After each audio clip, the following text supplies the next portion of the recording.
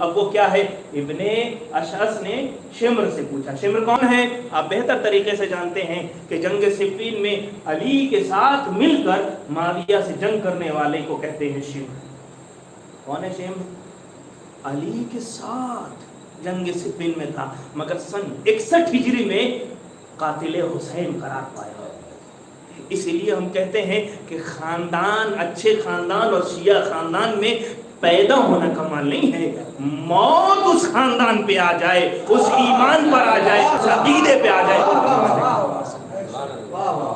شمر ابن اشعث نے پوچھا شمر سے، یہ بتاؤ پھر سے موقع ملے. صرف سماج کی یہ مشکل نہیں تھی کہ یزید خراب تھا، صرف اس سماج کی یہ مشکل نہیں تھی کہ یزید برا تھا، نہیں.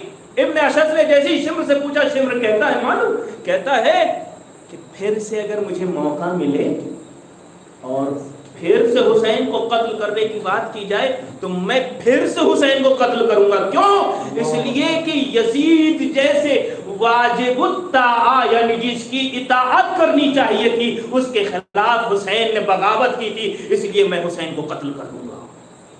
اس کا مطلب یہ ہوا کہ صرف یزید خراب نہیں تھا، اس زمانے کے اکثر افراد خراب تھے جو یزیدی مزاج رکھتے تھے. اس زمانے کے اکثر افراد یزیدی مزاج رکھتے تھے، جس کی بنیاد پر یہ شمر نے کہا. اب یہاں تک آپ آ گئے ہیں. ہندوستان کا ایک بڑا مدعا جو میں آپ کے سامنے اس بات سے رکھنا چاہتا ہوں کہ صرف یزید خراب نہیں تھا بلکہ پورا کا پورا سماج خراب تھا، بلکہ پورا کا پورا سماج یزیدی فکر کا تھا. یہ بات طے ہے کہ جس نے 26 آیتوں کا انکار کر دیا، توجہ شرط ہے، جس نے بھی 26 آیتوں کا انکار کر دیا، اس کا مطلب یہ ہے چاہے وہ اپنی ویڈیو میں، حالانکہ اس نے ویڈیو میں کہہ بھی دیا، چاہے وہ ویڈیو میں کہے یا نہ کہے، جو بھی قرآن کی آیتوں کا انکار کرے گا وہ یزید ہی ہوگا.